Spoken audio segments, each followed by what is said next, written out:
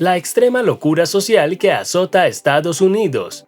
Hace un siglo hubo una generación de estadounidenses que ganó una guerra mundial y convirtió a su país en la potencia hegemónica.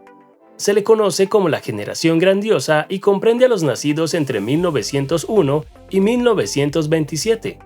La abreviatura de su nombre en inglés, GI, por The Greatest Generation, resume que el valor y el sacrificio de esta generación de hombres y mujeres, porque como tal vez sabes, GI es slang para soldado. Pero un siglo después de esta generación no reconocería a su país y mucho menos a sus conciudadanos porque hoy Estados Unidos enfrenta una locura social no vista ni siquiera en los 60 del siglo pasado. Epidemia de drogas, delincuencia, pobreza, ciudades enteras llenas de homeless. Es como si el esfuerzo de la generación grandiosa, de los boomers y de la generación X se hubiese ido al caño.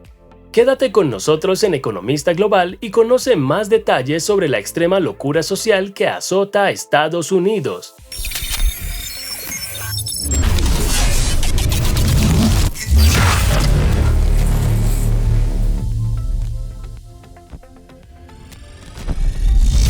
Epidemia de robos a tiendas. Una de las peores muestras de la desintegración social estadounidense son los robos a tiendas, que van desde los saqueos que se dieron en el contexto de las manifestaciones contra el asesinato de George Floyd hasta los robos tipo piraña contra tiendas de barrio. Varios CEO del sector han advertido que estos robos encarecerán los productos y harán que algunas tiendas cierren. El antiguo CEO de Home Depot, Bob Nardelli, lo ha llamado una epidemia que se expande más rápido que el COVID-19. Otro líder del sector, Doug McMillon, CEO de Walmart, habla de robos históricos. Veamos a qué se refiere. En septiembre del año pasado, la Federación Nacional de Comercio Minorista calculó que los robos a pequeñas tiendas y otras pérdidas alcanzaron los 94.5 mil millones de dólares en 2021. El año pasado, estos robos se habrían incrementado 26%. Algunos lo achacan a la inflación y a la incipiente recesión en Estados Unidos, pero creemos que se trata de algo más.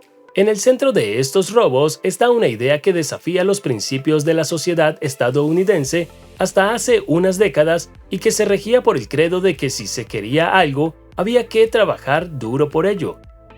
Los robos están motivados por una filosofía radicalmente diferente que dice que si quieres algo, debes tomarlo. Y ni siquiera se trata de que lo robado sea inalcanzable, porque mucho de lo hurtado corresponde a baratijas, mientras que otras veces se trata de equipo doméstico que puede comprarse incluso si se tiene un empleo modesto.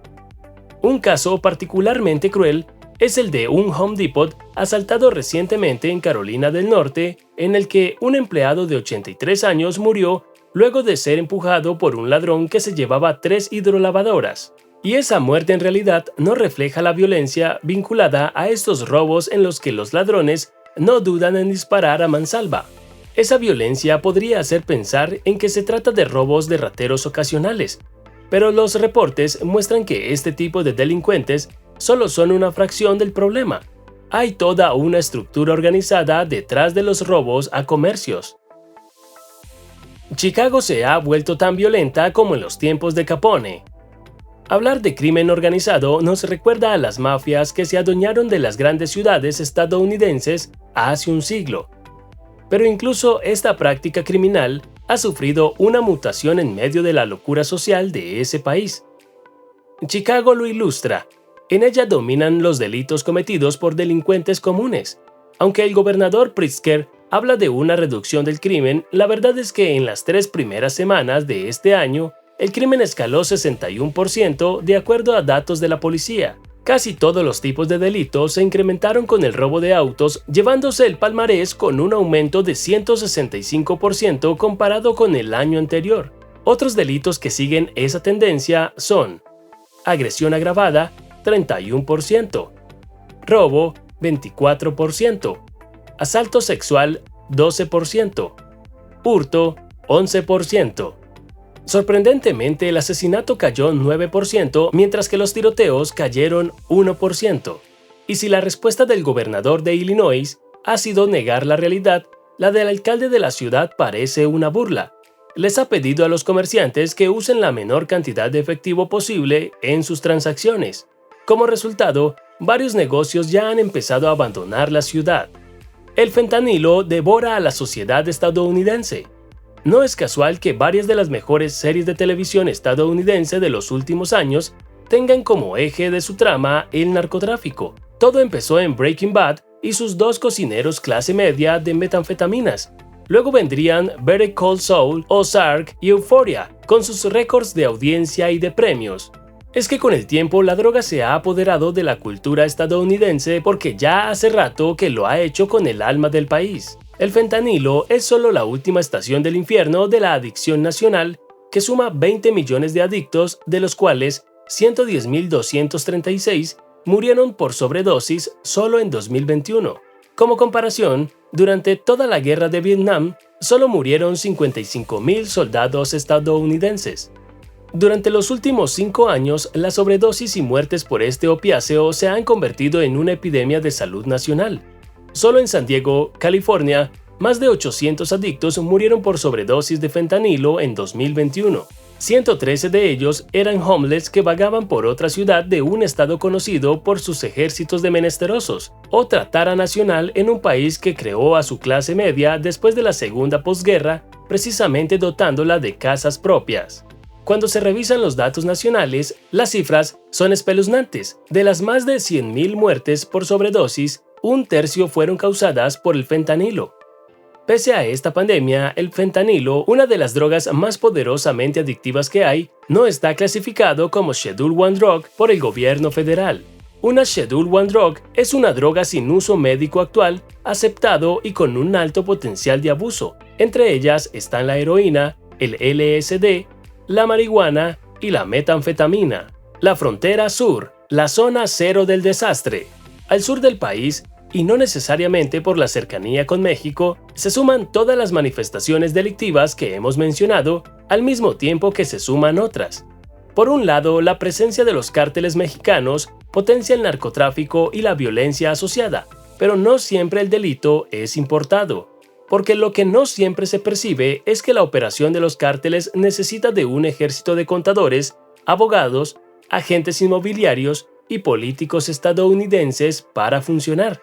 Y además, los cárteles necesitan la demanda que proviene del norte del río Bravo. Por eso, no es azar que el fentanilo sea la principal droga que los cárteles contrabandean actualmente hacia Estados Unidos. Los cárteles no crean la demanda de drogas estadounidense, solo la satisfacen y de paso ganan con ello miles de millones de dólares para reclutar más hombres, socavar gobiernos y comprar armas.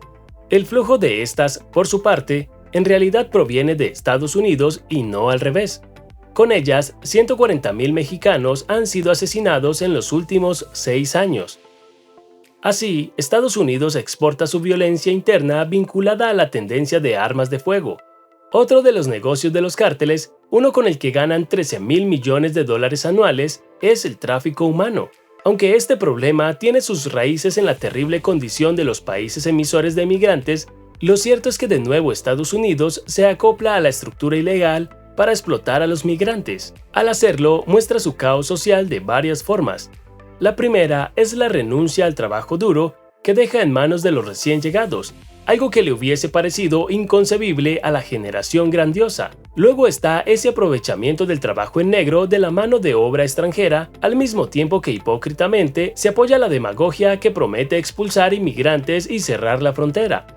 Antes de desmoronarse, todos los imperios experimentan un caos interno abrumador. Luego, sus enemigos externos solo tienen que empujar para que colapse. Roma estaba carcomida mucho antes de que los bárbaros la invadieran. Para quienes creen que vivimos el final del Imperio Americano, esta locura social solo es una confirmación más de que la historia se repite.